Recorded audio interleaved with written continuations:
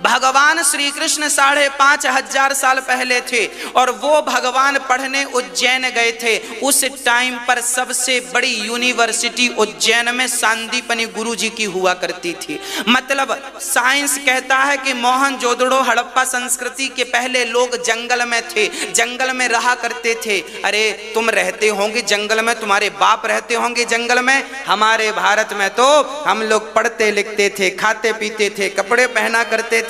5,500 साल पुराने उज्जैन में भगवान पढ़ने गए थे सांदीपनि गुरु जी। कब थे? 5,500 साल पहले ही तो थे, क्योंकि वो इतिहास 5,500 साल पुराना है। और सुनो, कितने सबूत चाहिए, लो हमसे सबूत प्रमाण के साथ। मेरी एक बात को आप झुटला कर दिखा दें तो मैं जीवन भर आपकी सेवा करूंगा। और सुनो, महाभारत का युद्ध हुआ। महाभारत का युद्ध भी कब हुआ था? 5,500 साल लगभग पुराना, जब भगवान कृष्ण थे। भगवान की कितने साल रहे धरती पर? 125 साल रहे भगवान कृष्ण। तो भगवान जब लगभग 100 वर्ष के हो गए थे तब महाभारत का युद्ध हुआ था। उस समय भगवान कृष्ण की एज 100 साल की थी जब महाभारत का युद्ध हुआ था लगभग। तो लगभग 5,500 साल पुराना महाभारत है। अब महाभारत हुआ है, इसका सबूत क्या है? चलो सबूत देता हूं। महाभारत हुआ है, इसका सबूत यह है कि कुरुक्षेत्र में महाभारत हुआ था। ये तो पता होगा आपको। कहां महाभारत हुआ था? कुरुक्षेत्र में। कुरुक्षेत्र की धरती को मिट्टी को जब वहां पर हमारे पुरातत्व विभाग ने खोदा तो पता है उस जमाने के अवशेष प्राप्त हो गए। तलवारें मिली, रथ मिल गए। जाना वहां पर संग्रहालय में जाकर देखना अपनी आंखों से। घटोत्कच का कंकाल भी मिला है, बहुत बड़ा, सामान्य हड्डियां नहीं है, इतनी बड़ी खोपड़ी है। मतलब घटोत्कच का वर्णन है तो रहा, उसका सबूत मिल गया। हड्डियां पड़ी हैं वहां के संग्रहालय में। जाओ, देखो, समझो, विचार करो, फिर बात करेंगे। इसलिए भगवान श्री, और सुनो, राम सेतु मानव निर्मित है। ये नासा के साइंटिस्टों ने 10 साल तक रिसर्च करके सिद्ध किया। बाद में न्यूज में आपने सुना होगा, नासा के साइंटिस्टों ने राम सेतु पर रिसर्च किया। वहां का पत्थर पानी में तैरता क्यों है साहब? इसलिए तैरता है कि कभी बंदर भालुओं ने राम नाम लिख के बड़े विश्वास से छोड़ा था। वो विश्वास का प्रतीक आज भी खड़ा है। आज साइंस वैज्ञानिकों को कहना पड़ा कि ये मानव निर्मित सेतु है, अनायास नहीं बन गया। हाँ, और सुनो, हेलीकॉप्टर, प्लेन किसने बनाई? उड़ने वाला विमान किसने बनाया? राइट ब्रदर्स नाम है। 1902 में सबसे पहले सफल विमान उड़ाया गया था। 1902 और 1903 यही वो कार्य है जब सफल विमान उड़ाया गया था। उड़ाने वाले का नाम था राइट ब्रदर्स। 2 भाई थे, दोनों ने इंजन बनाया उड़ने वाला और उड़ाया विमान। पहला विमान उड़ाया राइट ब्रदर्स ने, ऐसा आप जानते हैं। पर सुनना आप, हमारे शास्त्रों में भी लिखा है कि रावण के पास पुष्पक विमान था। मतलब हमारे यहां भी टेक्नोलॉजी थी तब तो विमान था। कोई तुमने बनाया है क्या? राइट ब्रदर्स पैदा नहीं हुए थे तब हमारे यहाँ रामायण हम लोग सुनते थे, हमारे बाप दादे, और पढ़ते थे। मतलब रावण ने सीता माता को विमान पर ही तो रख के लंका पहुंचाया था। मतलब हेलीकॉप्टर तो तब भी था, वो हेलीकॉप्टर ही तो था विमान, पुष्पक विमान। आज हेलीकॉप्टर बोलते हैं, फ्लाइट बोलते हैं, तब विमान बोलते थे। टेक्नोलॉजी थी तब तो उड़ता था। तो टेक्नोलॉजी कोई आज की है क्या? अरे पुरानी टेक्नोलॉजी है। और सुनो, अब थक जाएंगे, हम इतने सबूत दे देंगे, बस बहुत करें, बंद करें कि और आगे दें? और सबूत दें, और सबूत देते हैं। सुनो, मेडिकल साइंस आज एक स्त्री का गर्भ ले जाकर दूसरी स्त्री के गर्भ में डाल देते हैं। अभी ये टेक्नोलॉजी केवल 10 से 15 साल पुरानी है। आज के जमाने में डॉक्टर क्या करते हैं पता है? एक स्त्री का गर्भ निकालकर दूसरी स्त्री के गर्भ में डाल देते हैं। ऐसा मेडिकल साइंस करता। बड़ा खर्चा होता है, सब नहीं करा पाते, पर जो करा पाते हैं होने लगा। ये देखो अभी होने लगा है 15 साल से। ज्यादा से ज्यादा 20 साल पुरानी टेक्नोलॉजी है ये। अब ये सुनो मैं कितनी पुरानी बोल रहा हूं, सुनो। भगवान श्री कृष्ण के भाई नाम है बलराम। बलराम जी पहले माता देवकी के गर्भ में आए और माता देवकी के गर्भ से भगवान ने निकालकर रोहिणी के गर्भ में डाला कि नहीं? रोहिणी के गर्भ से बलराम का जन्म हुआ कि नहीं? हाँ जी। क्या अर्थ है? साइंस जो आज कर रही है, ये साइंस का प्रयोग हमारे भगवान ने हजारों साल पहले करके दिखाया है। कोई आज की बातें थोड़ी है। ये सारी विद्या लुप्त तो हो गई थी, जिसे आज साइंस ने प्रकट कर दी, उसका धन्यवाद। पर वो ये ना कहें कि उन्होंने बनाया, तुम नहीं थे तब भी ये थी, पर विद्या लुप्त हो गई थी, प्रयोग लुप्त हो गया था, हो गया। गणेश जी के सिर काटा गया शंकर जी के द्वारा, तो हाथी का सर लगाया गया और सफल ऑपरेशन रहा कि नहीं? हाँ या ना? बिना साइंस के हो गया होगा? उस जमाने में भी साइंस थी, बिना साइंस के कैसे हाथी का सिर लग जाएगा भाई? दक्ष प्रजापति का सिर काटा गया तो बकरे का सिर लगाया गया, साइंस नहीं था तो कैसे लगाया गया? ये जो तुम सुन रहे हो ना, सब लिखा है प्रमाण के साथ। साइंस ने, सोचो आज का साइंस इतनी तरक्की नहीं किया कि वो आदमी के सिर पे हाथी का सिर जोड़ दे। आज का साइंस इतना मजबूत नहीं है, पर ये चीजें देखो संभव हैं, हमारे ऋषि मुनियों ने कर दिखाई हैं, ये भी संभव था। और सुनो, लक्ष्मण जी को मेघनाथ ने शक्ति मारी, लक्ष्मण जी प्राण निकल गए, अचेत हो गए। तब संजीवनी बूटी हनुमान जी लेकर आए और संजीवनी नाम की बूटी खिलाई, तो मरे हुए लक्ष्मण जी जीवित हो गए कि नहीं? मतलब संजीवनी बूटी तो थी, उनकी पहचान करने वाले सुखेण कोई वैद्य नहीं। वो संजीवनी आज भी हिमालय की चोटियों में है, पर उसकी पहचान करने वाले नहीं बचे अब, उसका प्रयोग करने वाले नहीं बचे अब। तो साइंस तो अभी इस प्रयोग तक भी नहीं पहुंचा, साइंस तो अभी बहुत पीछे चल रहा है। हमारे शास्त्रों में जो लिखा है बेटा, तुम वो भी करोगे तो तुम्हारी पीढ़ियां गुजरेंगी। अभी ऑलरेडी हो चुका है यहाँ सब कुछ। और भी मैं बताऊंगा आपको, स्त्री के गर्भ में बच्चे का किस प्रकार से 9 महीने तक कार्य चलता है, वो सब लिखा है भागवत जी में। हाँ, ये इसी प्रसंग का उपाख्यान है, कपिल देवहूति संवाद है। चलिए, और सबूत चाहिए हो तो फिर फुर्सत से मिलिएगा। अब हम कथा सुनाएं कि सबूत देते रहें आपको? आपके नौजवान जो बच्चे पढ़े लिखे हैं ना, कई बार वो आपसे पूछते हैं भगवान भगवान क्या करती हो? आपके बच्चे कहते हैं कि भगवान तुमने देखे हैं, तो हम सबूत दे रहे हैं ताकि आप अपने बच्चों को बताओ। वो साइंस की 4 पुस्तकें पढ़ लेते हैं तो अपने आप को साइंटिस्ट मानते हैं। आप भी जरा बता दिया करो बेटा, तुम क्या जानते हो? 5,500 साल पुराना इतिहास हम जानती हैं, तुम तो मोहनजोदड़ो को जानते हो। बस आप भी जरा अपने बच्चों से जरा बोल दिया करो, ताकि वो आपको ये ना समझे कि मेरी मम्मी कुछ नहीं जानती। आप भी जरा कथा सुन के बोल दिया करो, बेटा हम कथा सुन सुन के सब जान गए। शास्त्रों में, शास्त्र हमारे दर्पण हैं, शास्त्र हमारी आंखें खोलते हैं, सब लिखा है, सब कुछ था। घड़ी बनाने वाले का नाम है टेन, इसलिए घड़ी जब भी नई खरीदो तो उसमें 10:10 रहता है। नई घड़ी में कितना बजा रहता है? 10 बज के, क्योंकि बनाने वाले का नाम था टेन। घड़ी का आविष्कार किसने किया था? टेन ने। सोचो, घड़ी लगभग 500 साल पहले बनाई गई थी। घड़ी का आविष्कार कब हुआ? लगभग 500 वर्ष पहले हुआ है घड़ी का आविष्कार। अब विचार करो, घड़ी का आविष्कार हुआ है 500 वर्ष पहले, और हमारे भारत में कोणार्क मंदिर का नाम सुना होगा।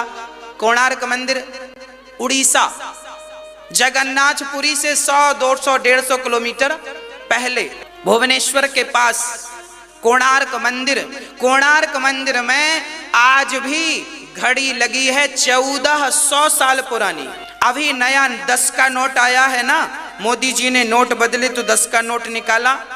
10 के नोट में कोणार्क मंदिर का चित्र है। 10 का नोट आपके पास हो तो देख लेना, उसमें गोल सर्कल बना है, लाइनें खींची हैं, वो कोणार्क मंदिर की तस्वीर है। वहां पर सूर्य का प्रकाश जब उस चक्र में पड़ता है तो सूर्य की परछाई से समय निकाला जाता है। इतने बज के इतने मिनट हो गए, इतने सेकंड। ये भारतीय रिसर्च रही है 1400 साल पहले की।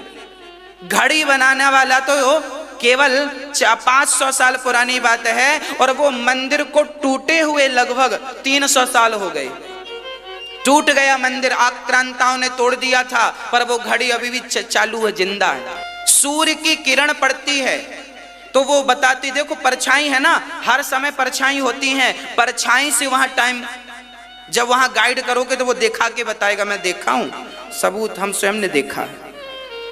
इसलिए साइंस हमारे यहां भी था, कोई नासा ही ऐसा नहीं है कि वही सब रिसर्च कर रहे हैं। अरे हम लोग भी साइंस जानते थे, पर हम लोगों ने उसे प्रैक्टिकली समाज में इसलिए नहीं उतारा क्योंकि हमें पता था, हमारे ऋषि मुनियों को, कि यदि हमने विमान बना दिए ज्यादा तो पृथ्वी में प्रदूषण हो जाएगा, और इतना प्रदूषण हो जाएगा कि ओजोन परत कमजोर पड़ जाएगी, और ओजोन परत कमजोर पड़ गई तो पृथ्वी खतरे में आ जाएगी। इसलिए आविष्कार नहीं करते थे, और लोगों ने आविष्कार किया तो परिणाम वही हुआ, ओजोन परत कमजोर पड़ गई। आज ये कोरोना किसकी देन है? अधिक जब अत्याचार प्रकृति पर होता है तो प्रकृति किसी न किसी प्रकार से अपने आप को संतुलित करती है।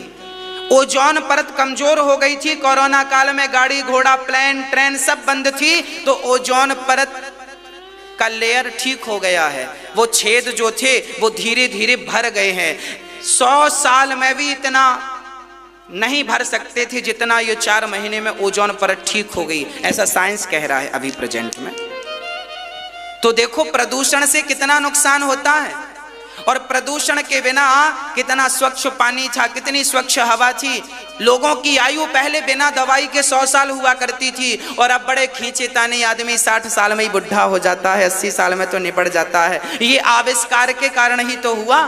अधिक आविष्कार ना करना, नहीं तो प्रकृति बिगड़ जाएगी। इसलिए हमारे ऋषि मुनियों ने आविष्कार नहीं किए, सादा जीवन जीते रहे, त्याग भरा जीवन जीते रहे। हमारे ऋषि मुनि साधारण त्याग भरा जीवन जीते रहे, तो आपने कह दिया कि ऋषि मुनियों ने क्या किया? अरे क्या नहीं किया, प्रकृति से खिलवाड़ नहीं करना चाहते थे वो, नहीं तो विमान तो ढेर लगा देते। ऋषि मतलब रिसर्च करता का नाम आज साइंटिस्ट कहते हैं, उस जमाने में रिसर्च करने वाले को ऋषि कहा करते थे। और किसी को कोई भगवान को लेकर कोई डाउट हो, सबूत चाहिए हो, तो हमसे आकर मिले, हम सबूत देंगे। कपिल भगवान, करदम जी भगवान, 9 बेटियों का कामक विमान में उन्होंने, माता देवहूति ने जन्म दिया। 9 बेटियों का विवाह ब्रह्मा जी के 9 पुत्रों से किया, और कपिल भगवान का जन्म हुआ। करदम जी कपिल भगवान को प्रणाम करके वहां से जाने लगे। माता देवहूति ने कहा, अच्छा करदम जी ने क्या किया? बेटी का विवाह कर दिया, बेटी का विवाह कर दिया। आपकी जिम्मेदारी तब पूरी हो जाती है जब आपकी बिटिया का विवाह हो जाता है, जब आपके बेटे का विवाह हो जाता है, तब आपकी जिम्मेदारी क्या होती है? पूरी हो जाती है। बेटी घर चली गई, बेटा बड़ा प्रसन्न है, अब आप ज्यादा घर पे ना रहा करो, थोड़ी दूरी बना लो घर से। कहाँ जाएं महाराज जी?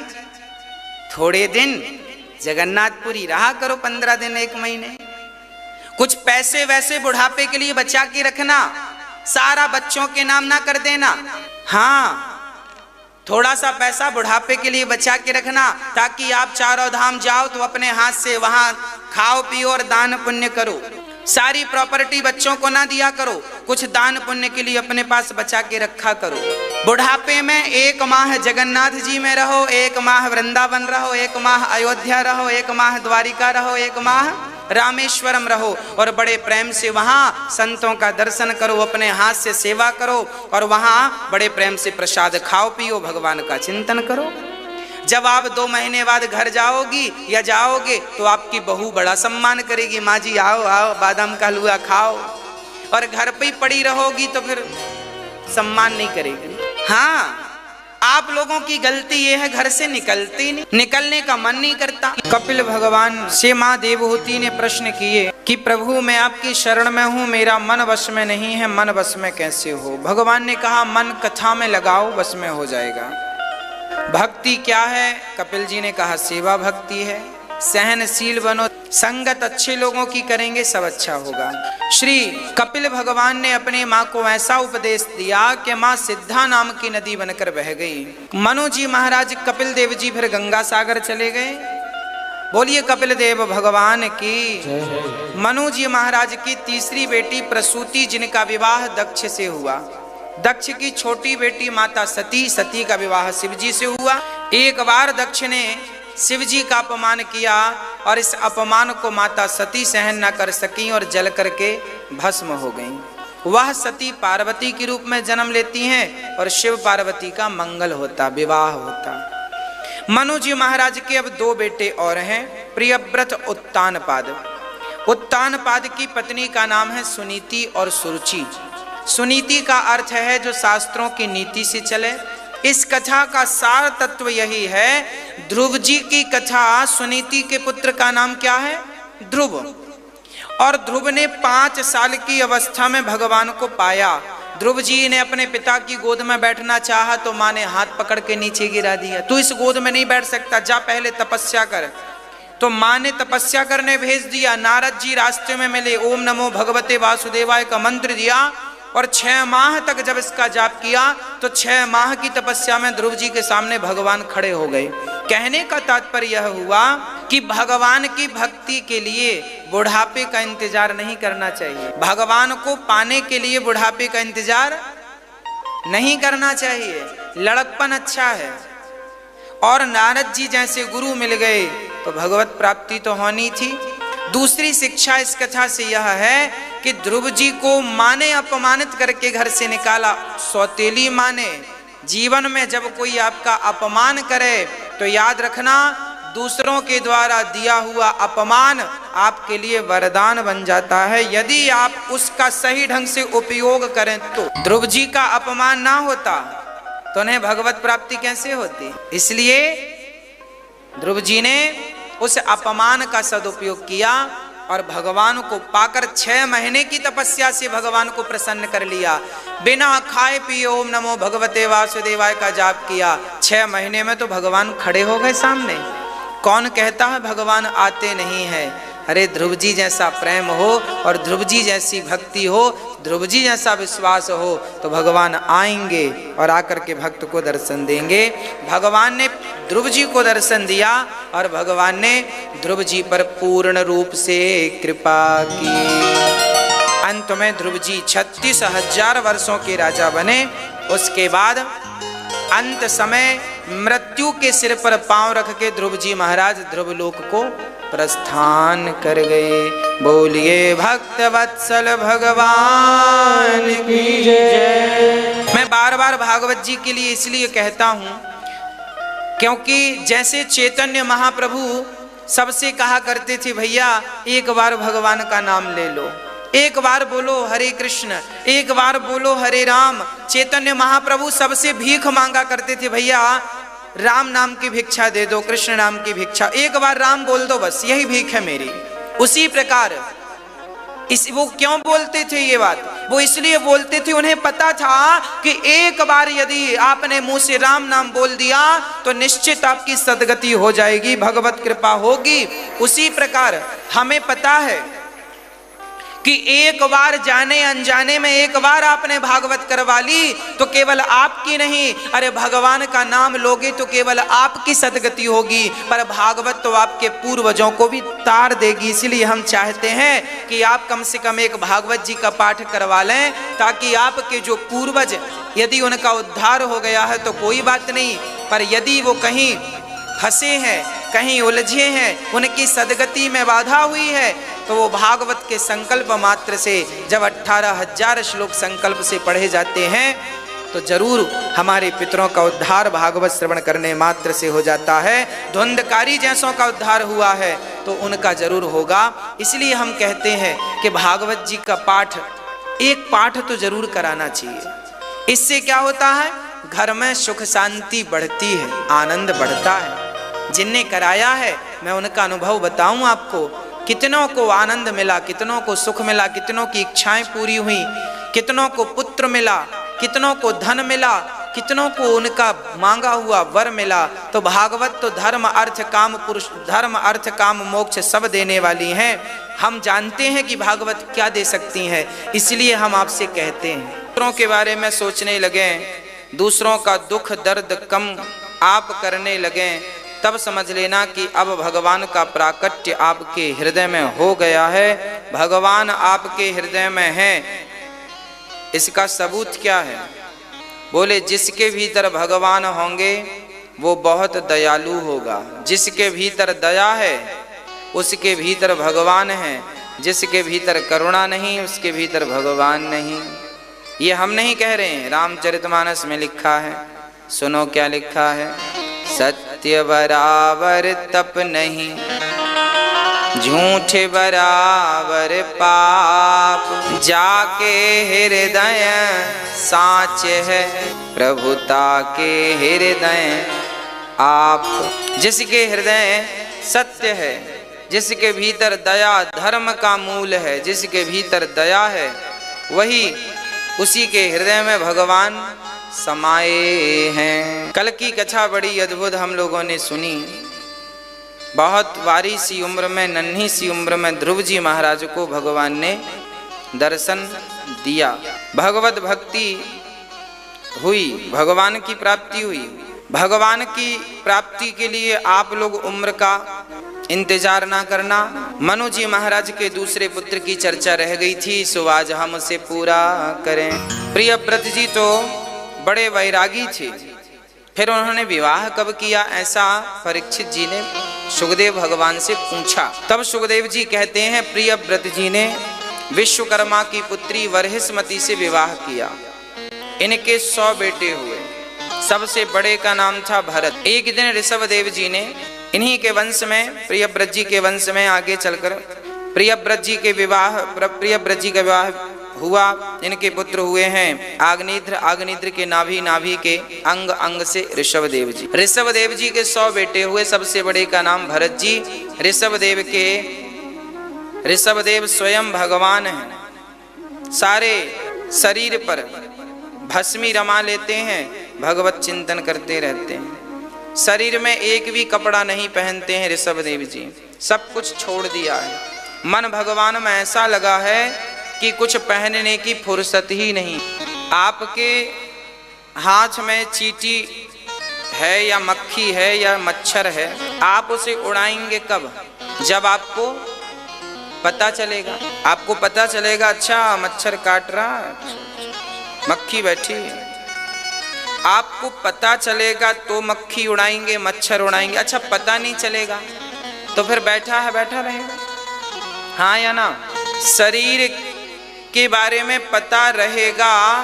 हमें पता है कि आज हमने कपड़े नहीं पहने तो हमने पहन लिए, हमने नहीं पहने थे पहन लिए। हमें पता है कि आज हमने स्नान नहीं किया था, कर लिया स्नान। आज हमें पता है कि आज हमने भोजन नहीं किया, पता चला कि नहीं किया तो कर लिया। हमें पता चला प्यास बहुत लग रही है, पानी नहीं पिया तो पी लिया। भाई जब पता चलेगा अपने आप को तब तो आप कुछ करेंगे।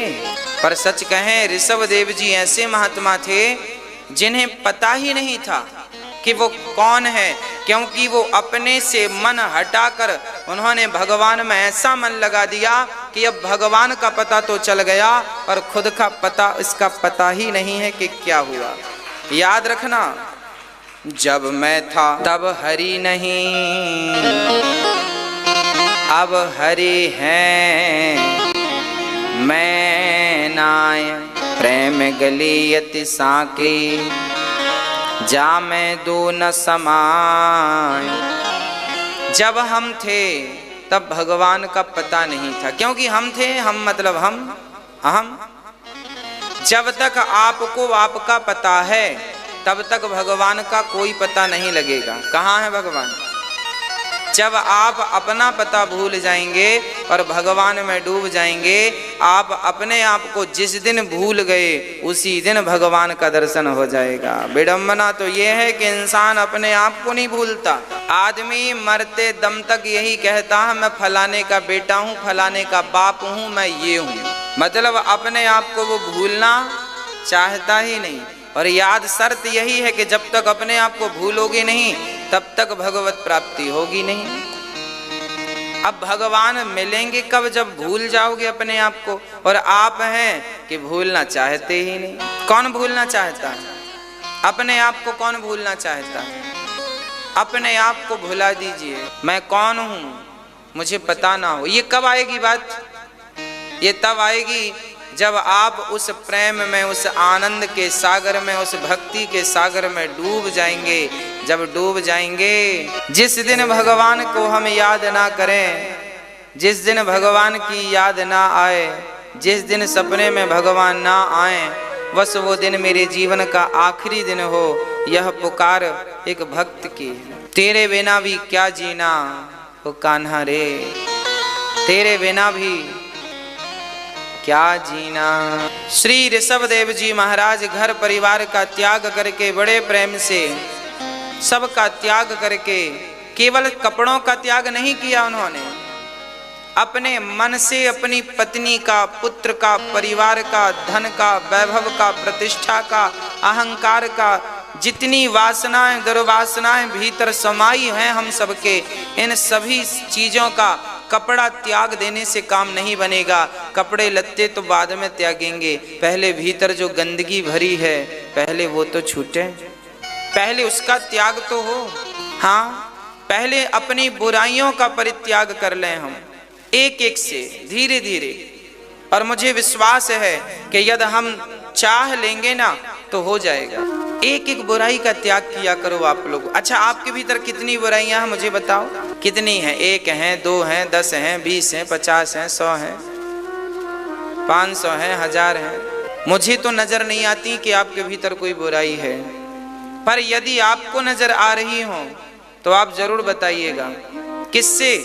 हमसे नहीं, अपने आप से बताइएगा और बिहारी जी से बताइए, हे बिहारी जी मुझ में ये बुराई है, मैं झूठ बहुत बोलता हूँ, मैं कपट बहुत करता हूँ, मैं अहंकार बहुत करता हूँ, मैं लोभी बहुत हूँ, मैं कामी बहुत हूँ, मैं और जितनी बुराइयां हैं सबका गुनहगार हूँ। भगवन आपके चरणों में अपने गुनाह कबूल करने आया हूँ, मुझे स्वीकार कर लीजिए।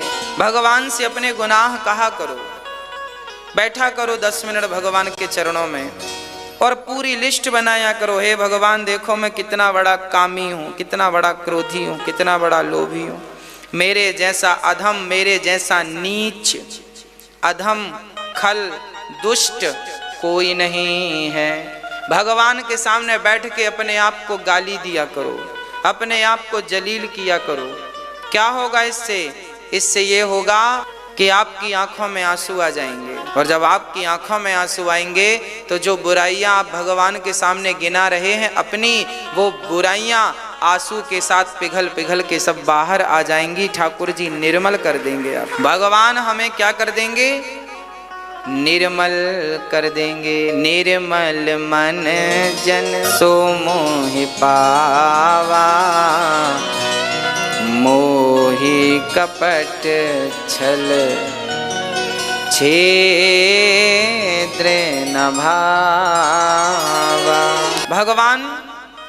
भगवान से कहा करो कि हे नाथ, एक बुराई होए तो मैं छोड़ दूं, 2 बुराई कैसे छोड़ूं। हे नाथ, मुझसे तो कोई बुराई छूटती नहीं है, आप ऐसी कृपा करो नाथ, आप ऐसी कृपा करो जैसे गाय बछड़े को चाट चाट कर निर्मल कर देती है।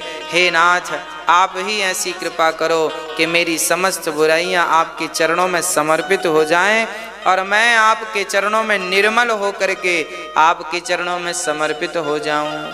आप ही दूर कर सकते हैं। मैंने तो पूरा जोर लगा लिया, मैंने तो पूरा जोर लगा लिया कि मैं क्रोध पर विजय पालूं, मैंने तो पूरा जोर लगा लिया कि मैं काम पर विजय पालूं, मैंने तो पूरा जोर लगा लिया कि मैं लोभ पर विजय पालूं, पर मैं हार गया।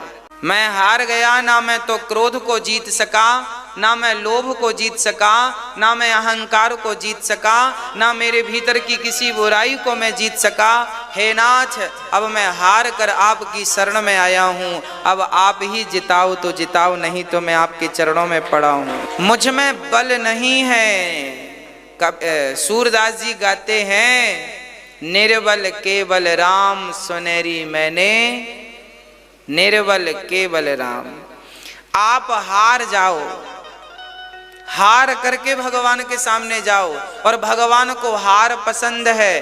देखो ना, हम लोग मंदिर जाते हैं तो दुकानदार से कहते हैं भैया हार दे दो। इसको क्या बोलते हैं? हाँ, भगवान के सामने हार के ही जाना पड़ता है। द्रौपदी को भगवान तब तक नहीं मिले जब तक वो हार नहीं गई। हार गई ना, किसको बुलाया पहले? पति को। अर्जुन आओ मुझे बचाओ, भीम आओ मुझे बचाओ। द्रौपदी को भी 5 लोगों का बल था, युधिष्ठिर, भीम, अर्जुन, नकुल, सहदेव, इनका बल था पांचाली को। हाँ, पर 5 काम नहीं आए। फिर बल 2 लोगों का और था, पितामह भीष्म और गुरु द्रोणाचार्य। 2 का बल और था, ये 2 भी नहीं आए।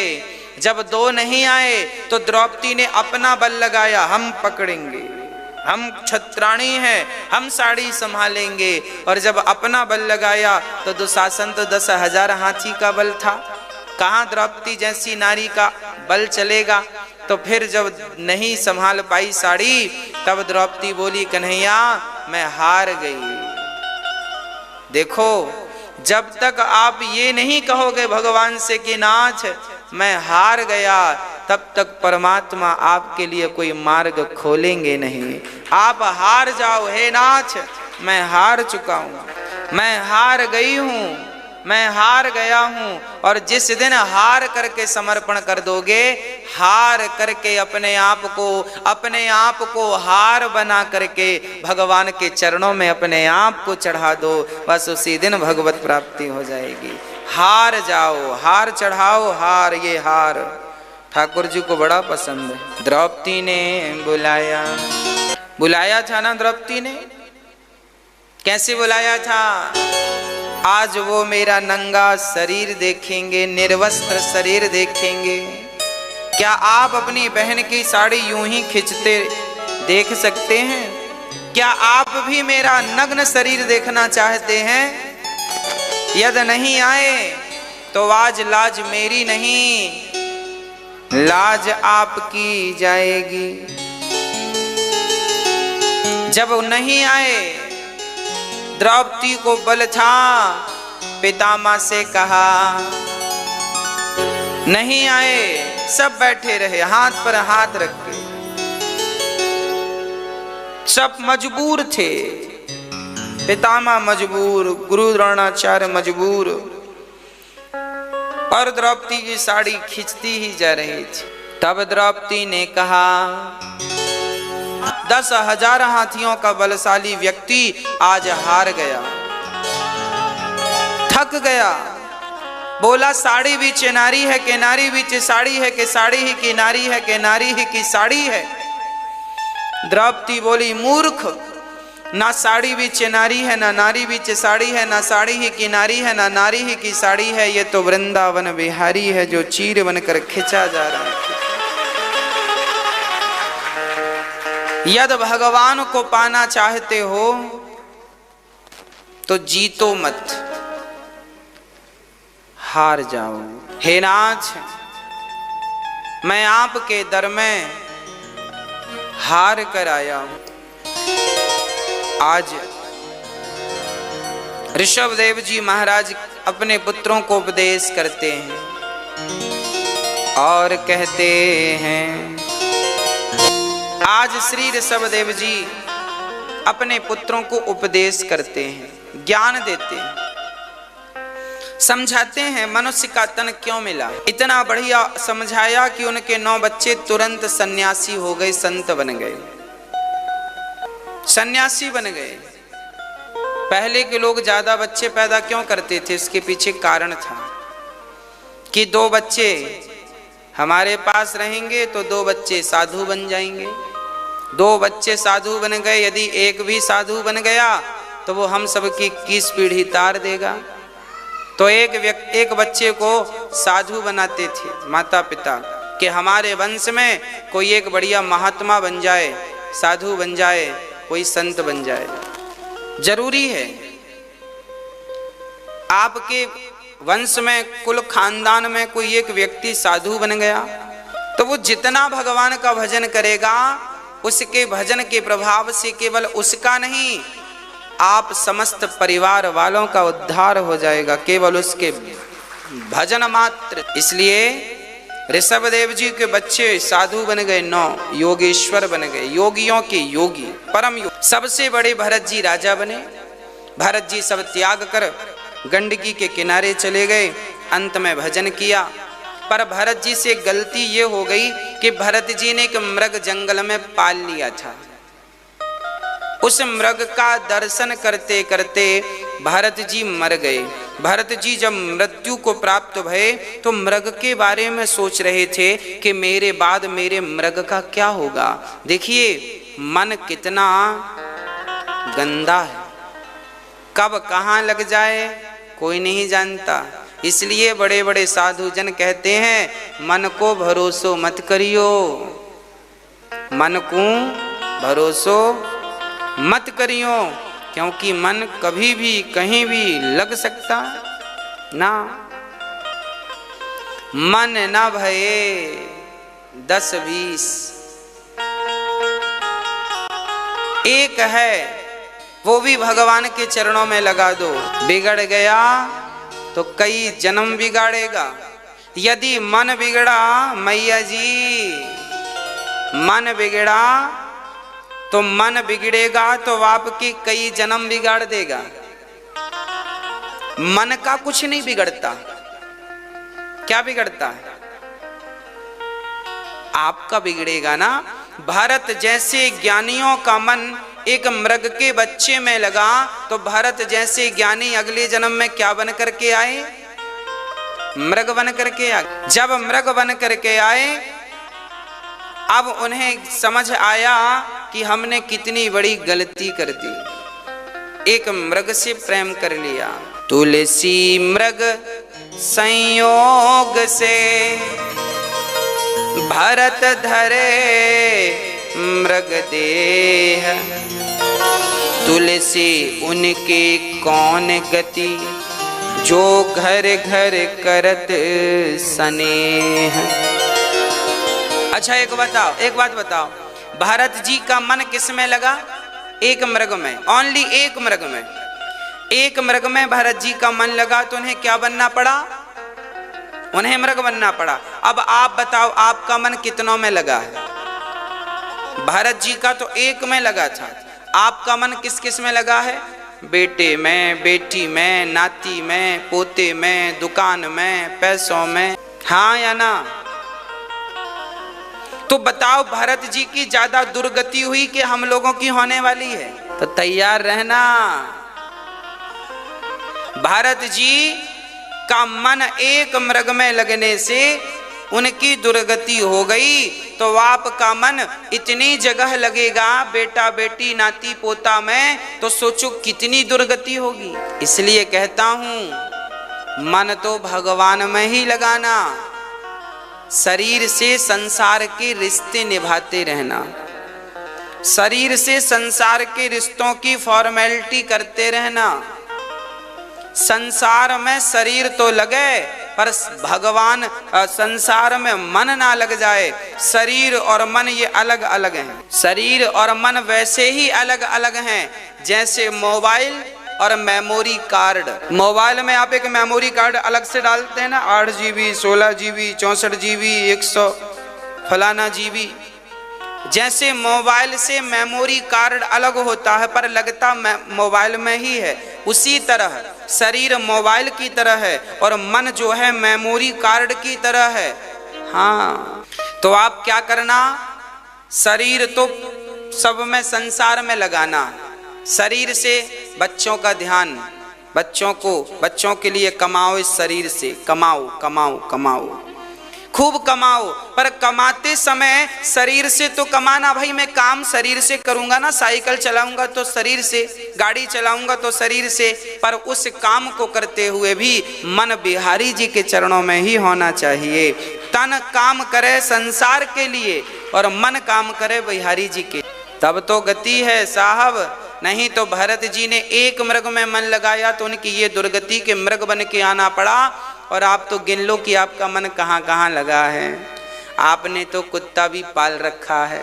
अब देखियो रे बाबा, अगले जन्म में एक मैया कथा सुनने आई, पंडित जी को गुरु जी को देखकर बहुत रोती, कथा सुनती जाए, रोती जाए, रोती जाए, रोती जाए, आंसू पहुँचती जाए। महात्मा जी को लगा कि ये बड़ा प्रेम रखती है भगवान से, इसलिए कथा में रोती है। तो गुरु जी ने दूसरे दिन कहा, बेटी क्यों रोती हो, भगवान से बड़ा प्रेम है ना तुम्हारा। उसने कहा, महाराज भगवान से प्रेम नहीं है। फिर रोती क्यों हो? बोले आपकी दाढ़ी को देख देख के रोती हैं। यमराज जी ने कहा, मृग का चिंतन किया है, चलो मृग बन करके जाओ। भरत जैसे ज्ञानी, भरत जैसे महापुरुष आज क्या बनकर आ गए? मृग बन करके आ गए। क्यों? अंते यामति सागति, जिसकी मति जैसी उसकी गति वैसी, इसलिए मन भगवान में लगाओ। भारत जी मृग बनकर आए, पर तीसरा जन्म उनका हुआ। फिर भगवान ने उन्हें मनुष्य बनाया और मनुष्य बनाकर धरती पर भेजा, जाओ एक मौका और तुम्हें देते हैं, जाओ। भरत जी आए। अब की बार वो बड़े सावधान हैं, ना बोलते हैं, ना बात करते हैं, ना किसी से राम राम कहते हैं, मन में जपते हैं भगवान का, बोलते नहीं है। लोग कहते हैं मूर्ख है, नाम पड़ गया जड़ भरत। नाम क्या पड़ गया? जड़ भरत। मूर्ख बनना बहुत अच्छी बात। अच्छा, विद्वान बनना सरल है, पर मूर्ख बनना कठिन है। बोलो क्या सही है? क्या बनना कठिन है, क्या बनना? आप बताओ, आप ज्यादा समझदार हैं। क्या बनना सरल है? सरल क्या है? ज्ञानी बनना सरल है कि मूर्ख बनना सरल है? मैया जी आप बताओ, क्या बनना सरल है? ज्ञानी बनना तो आसान है, ज्ञानी तो आप लोग हैं ही। ज्ञानी बनना सरल है, यदि कठिन है तो मूर्ख बनना कठिन है। मूर्ख का अर्थ क्या है? भारत जी थे तो ज्ञानी, पर समाज की दृष्टि में मूर्ख बन के रहना चाहते थे और रहे। आज आदमी 4 लाइन सीख ले रामचरितमानस की तो वो अपने आप को ज्ञानी समझ लेता है। इसका तात्पर्य यह हुआ कि आज के जमाने में कोई मूर्ख है। आज पूज्य श्री अनिरुद्धाचार्य जी महाराज ने हम सभी लोगों को बहुत ही उत्तम एवं शिक्षाप्रद कथा सुनाई है। आशा करता हूं कि इस शिक्षाप्रद कथा से हम सभी लोग कुछ न कुछ शिक्षा अवश्य ग्रहण करेंगे और अपने जीवन को सुखी और सात्विक बनाने का प्रयास करेंगे। मित्रों, अगर आपको यह शिक्षाप्रद कथा पसंद आई हो तो वीडियो को लाइक करें और अधिक से अधिक लोगों को शेयर भी करें, जिससे और भी लोग महाराज जी की इस शिक्षाप्रद कथा से शिक्षा लेकर अपने जीवन को सुखी बना सकें। मित्रों, अगर आपने अभी तक हमारे चैनल को सब्सक्राइब नहीं किया है तो हमारे चैनल को तुरंत सब्सक्राइब भी कर लें, जिससे आपको नोटिफिकेशन के माध्यम से महाराज जी के शिक्षाप्रद कथा तुरंत प्राप्त हो सकें। मित्रों, तो कल फिर किसी शिक्षाप्रद कथा के साथ आप लोगों के समक्ष प्रस्तुत होंगे। तब तक के लिए जय श्री राधे।